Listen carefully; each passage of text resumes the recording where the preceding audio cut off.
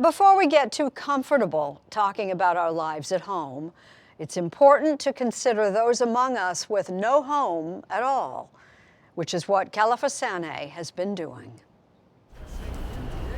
Excuse me, could you tell could you tell me the time? Pedro has grown used to life on the streets, And they just pass you by and they just go like that. but he might never get used to being overlooked. And people out there had no idea that it is okay to say no. The story of homelessness is really lots of different stories. I don't have family. My mother's dead, father's dead. I got sick, wound up losing my work and everything. You just worry about staying alive, you know? Hi there. Happy Tuesday. The need for help is obvious. I can't stand out here no more. It's very tough. My life is a nightmare. And yet the problem seems stubbornly hard to solve. We're all confronted with the extraordinary challenges. So what is the incident that she's referencing? Mike Coffman, the mayor of Aurora, Colorado, wanted to try something different.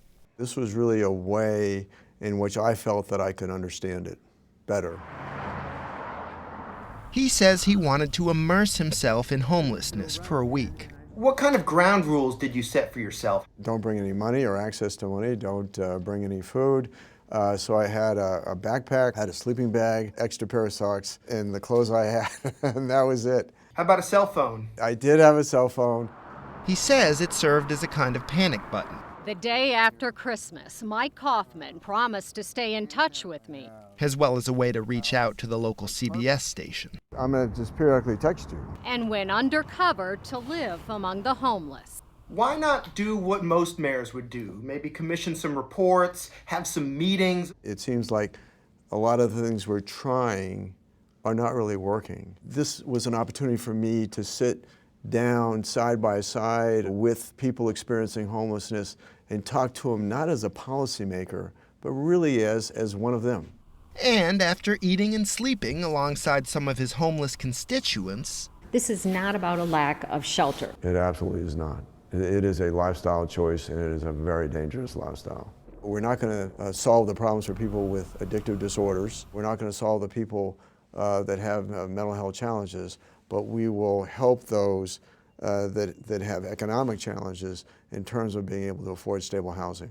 I just think that we have to move away from the deserving, undeserving paradigm and really work towards what does the evidence show actually works. Mary Cunningham has been studying homelessness for more than 20 years. Homelessness has been with us for a long time. It increased significantly in the 1970s, and we responded by building shelters. On any given night, more than 500,000 people live in shelters and on the streets. But Cunningham says the shelter system only manages the problem. Shelters weren't really getting people back to where they needed to be, and that's in housing. And so in the 1990s, early 2000s, there was a response to homelessness that was more focused on housing. The approach, called Housing First, reverses the traditional model. We would say, hey, let's help you get a job. We can help get you some substance use counseling, but you need to do all of those things first. So we really used housing as a reward, and it didn't work, quite frankly. Why not? Because it's so hard to do those things, get a job, work on your mental health problems when you're literally sleeping in a tent. So instead of giving housing second, third, or fourth, they gave housing first. And that showed to be really successful.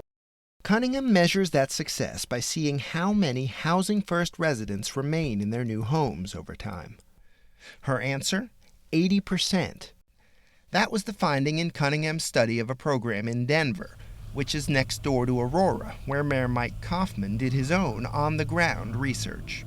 Why is it that you think that the so-called housing first model can't work more broadly?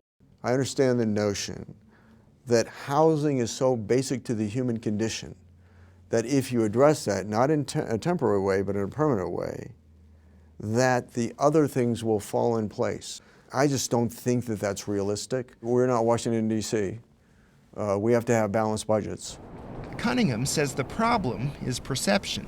If I'm a politician, I would think that one of my first reactions is, this sounds expensive.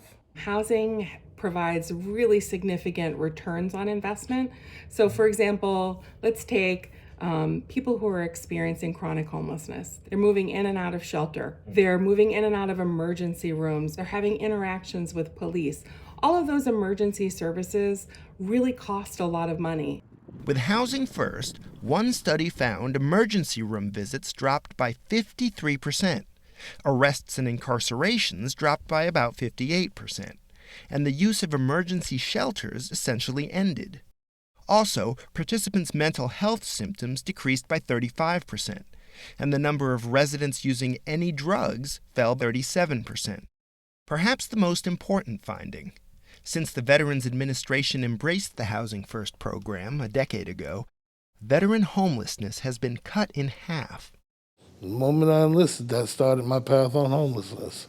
James Santiago served in the military for 6 years. I got out of the Marine Corps in '89, wasn't diagnosed with PTSD until 2010. That's a long time. Didn't know why I was drinking as much as I was.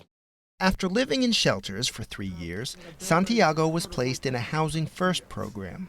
He's been living in a fully stocked studio apartment like this one since 2012. And so you have the bed, table with a couple chairs, an air conditioner. A place to put your stuff, your very own bathroom. In New York City, where homelessness rates are among the highest in the country, Jericho Project is one of the organizations that provides housing and services, like substance abuse and career counseling, for veteran and other homeless populations. The people who live in this facility, do they pay rent? They do. They pay rent. They pay 1/3 of their income. Adriana Rodriguez Baptiste oversees programs at Jericho Project. And if they have no income? We help them find income. The Urban Institute's Mary Cunningham says it's going to take more advocacy to make Housing First widely available. Is part of the work convincing everyday people, everyday taxpayers, that it's actually a good idea, while they're paying their rent every month or paying their mortgage every month, to give free housing to some other people, some of whom might have problems? Yeah. Part of it is there are myths that people choose to be homeless. And I don't think the evidence bears that out.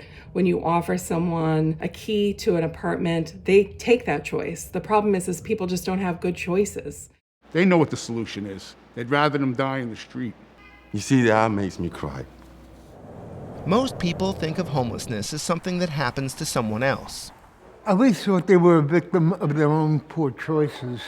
People who experience it firsthand I'm doing the right things to get somewhere, and I ain't going no damn where. Still can't quite believe it. I'm really trying my best to be something. All I need is a little room or a kitchenette. For some of them, a place to live doesn't seem like the solution to all their problems, but it does seem like a start. My biggest hope is that the day will come that when I first wake up in my apartment, I'm not worried that I'm still on the street. When I wake up and I'll know I'm at home.